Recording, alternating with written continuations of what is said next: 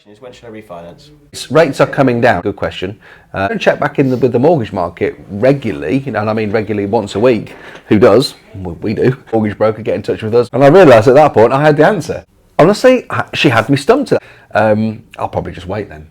They'll pick you up on that if you said it was. I hope I've just done that right. It's made me £1,300 and something pounds a month in capital growth for the 9 years I've owned it. What the hell am I worried about 30 quid for? But after that, I'm just going to pull the trigger. That's it. I think I've got about £400,000 or £500,000 coming back to me in January and February. How many houses is that going to buy me? I shouldn't muck around, should I? Hi there. Welcome to this week's Adam Asks Jess, where I put client or sometimes YouTube comments, client questions or YouTube comments to Jess, and we get them answered. So. Today's question? Bit of a backstory first. Mm-hmm. So, client of mine bought 2 houses with us earlier this year. Plan was to, if all went, timings wise, refinance them in November, but obviously she hasn't been able to. So she bought the 2 properties earlier this year. We've renovated them for her. We've now tenanted them for her, and she's eager to recycle a large chunk of the cash she used to fund the 2 projects. She's got capital tied up in her project. She's got the capital tied up in 2 houses, so it's the best part of, it's just over 210 grand, I think it is, all told. Yep. So it's a case of the plan when we sale agreed them, way back in towards the beginning of the year.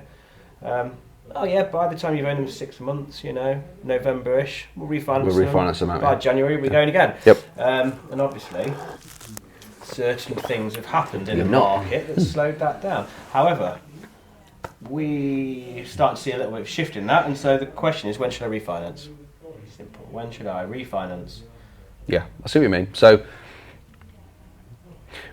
okay. What that person's really asking is, when do you think the rates? So, right now, rates are coming down. Even though Bank of England base rate is going up, the pay rate is still coming down. Today is it's the 15th, isn't it? So today's the 15th, and the Bank of England's base rate went up today, but the pay rate is still forecast to come down tomorrow. So, and pay rates have been coming down steadily, day in, day out. Different lenders are asking different questions, putting different rates out every day, every week, and they're generally coming down about 0.1, 0.2 every week or so. So I guess what that person's saying is, at what point is it going to be refinance rates at the right point so that they can go? So that's a really good question. And they could go now. It's just that they could have gone in November if you had to pay 6.5%. They could go now at 4.9ish, I think it was. She got quoted yesterday. Okay, right. Look, I can answer that question. She just wants to know. Should I be waiting until January, February, March? Will I be paying a lot less? I can answer that question because I'm in that same situation myself. There we go. I have. So if you're saying it's a different question, but I've spoken regularly over the last 3 months about buying. What should you do? Buying was I've just kept buying. So I've just kept buying. Lots of our clients have kept buying. Some stopped, but interestingly, some that stopped have been replaced by more that have come out of the woodwork, and they smell the opportunity. And I think we've got more buyers now. And then we know that we've got a number of clients, and we're not just talking about our business, we're talking about all landlords generally. So that's indicative of what landlords are doing generally. There will be a load of landlords that have stopped refinancing because they saw rates at 6 and 7%. Now, if you don't check back in with the mortgage market regularly, and I mean regularly once a week, who does? Well, we do. Then you might assume that mortgage rates are still at 6 and whatever percent. They came down very quickly. It spiked and came down very quickly. So exactly as you said, Adam, you could, and right now could, remortgage. I've just done a remortgage right now, and it was 5.2%. And I was all right with that. So the answer is you could go right now, but I've definitely also got a batch of properties where they were due to be refinanced, and I stopped during that process of the mini budget and etc. etc. We've got clients who are doing the same thing. They're paused. I think across the whole country, people are doing the same thing. So we had an operational question within our business. It's kind of the same thing. The last time we had a board meeting, we didn't ask that question, when should we? But it was we were trying to forecast demand in some ways. We've got business to run. We've got to work out how many houses to buy for clients, how many clients are coming through, and trying to match the two things together. It's not a perfect science, but we always have a go at doing it. So in a board meeting where we're trying to come up with some numbers, and because of that, I had a conversation with Charlotte. I had a conversation with our mortgage broker, our preferred mortgage broker, and we'd put any of our clients in touch. If you want to be put in touch with a brilliant mortgage broker, get in touch with us, and we'll pass you on. And I asked the same question of Charlotte, actually, in a roundabout way, and her answer was, "What would you do, Jess?" And I realised at that point I had the answer. In my head, I had stopped refinancing a batch of properties. I've just told you I had just done one, and honestly, she had me stumped at that point. Why have you just done that one then? Because it was already in progress, was the honest answer. It fell out. We had a mortgage offer with 100% retention. Sorry, not true. With a £5,000 retention, but that mortgage lender do not do retentions. So it's a zero, basically, it's a technical point, but they wouldn't lend me the money. I have to do this work. The work took longer than the mortgage offer and it expired. So then we had I thought at that point, I actually said, I'll probably just wait then, because I knew that the mortgage offer I had was pre-mini budget, so I assumed it was a good rate, and it was 5%, 4.99 or something, and now it's 5.2. They'll pick you up on that if you said it was. I hope I've just done that right. I know. I've just had. Yeah, I'm pretty sure that's right. Anyway, I then worked out that the difference in what I'm going to be paying is a square root of nut all. Yeah. I'm getting hung up on 0.2%, and before that I was getting hung up on the idea of this is probably impossible. I should just wait until, I don't know, January, February, March or whatever. So I just went, what are you saying? Well, the fee's gone up by £500. So instead of being £2,500, it's £3,000. Fees are quite expensive, but that's a 5-year fix. So, would I like it to be 4%? I'd love it to be 4%. Yeah, great. But I worked out at this point, our average loan is about £75,000. And it's about £31, £32 for every half a percentage point. On that same house, and we've done this in regular videos, and I'm making sure I do this more and more often now, because practice what you preach. I'll be honest, I didn't always do it. Whenever a landlord comes to us and says, why should I buy in buy-to-let? Well, tell me about this capital growth. And we say capital growth's the number one thing. And what I'm telling landlords to do, this is what I wasn't always doing, is work out how long you've owned it and what the capital growth was, and divide it into the monthly amount. You don't see your capital growth in a monthly figure it's not rent that drops in the bank. Sure.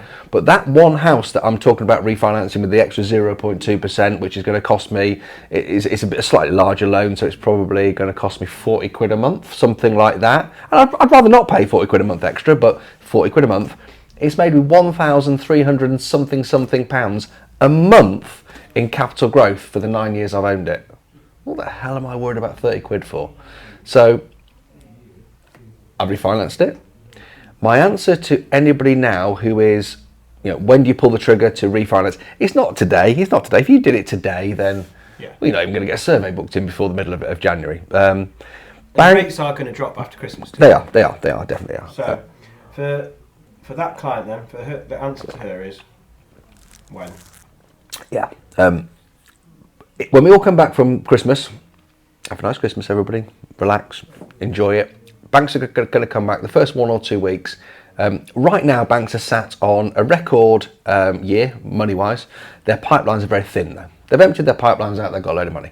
Nobody in a bank that's lending money needs to do any work in the next 2 weeks. Nothing. They're all. What will they be doing? They've hit their bonus. They're not reducing rates. They're not doing anything. But come January, everything gets put back to zero again. They've now got to beat next year's targets, and they're going to be hot to trot to get some money lent. Yeah. They're going to be sacrificing margin to win business, and rates are going to come down. Now, how long you wait for them to come down? Know that rates are going to come down to maybe 4%. They might within 6 months or something. In a limited company. In a limited company, yeah, mortgage, buy-to-let mortgage, yeah. And, that I'm not got a crystal ball. I might prove to be wrong in 6 months' time. They could come down quicker or whatever. But I personally, I'll tell you exactly what I'm doing. I'm waiting till the first or come back in January, first or second week, whenever it is that people start pick up the phones. I can't remember the first day back. Is it 5th or something? Whatever. And I will be picking up the phone to the mortgage broker. In fact, I've already done it. I don't need to pick up the phone. I've pre-arranged this is going to happen. We're going to do all of our market research in that first week. We're going to test the market, see what happens. We may wait a week or so longer. Just banks wake up, they look around, see what everybody else is doing, compete. Maybe there'll be a 0.2, 0.4, 0.6 decrease in those first couple of weeks. But after that, I'm just going to pull the trigger. That's it. Right. I'm not waiting. An extra 0.5% for 40 quid. I'd rather have. I'm waiting on doing. I think Charlotte said, and it surprised me. In fact, that's a really good point. I should take on board. I think I've got 13 refinances I've held up. Average revalue, cash out. Do you know what? I don't know. Charlotte's got 40 clients of ours all waiting. Yeah. So that client's question isn't the only one. Yeah. She just put that to me this week. Yeah. 40. I'm just my brain's ticking now. You're probably one of those 40, but yeah. I think I've got about £400,000 or £500,000 coming back to me in January and February. How many houses is that going to buy me? Well, 7 or 8. And then 6 months later, I'll buy me another 7 or 8, and every single one of those will make £1,000 a month in capital growth plus rental income and profits. I shouldn't muck around, should I? Not for the sake of 40 quid a month. So and I was mucking around. It's a bit, we're all distracted. We're doing Christmassy stuff, aren't we? We've got a Christmas party tomorrow, and however, not everyone's got 13 houses to refinance. Remember, but lots of people got one, and some people are not buying any. The person who's got one or two, they drill the numbers a bit more. They're less blasé, if you like. You're in an unfortunate position that you can be that chilled about it.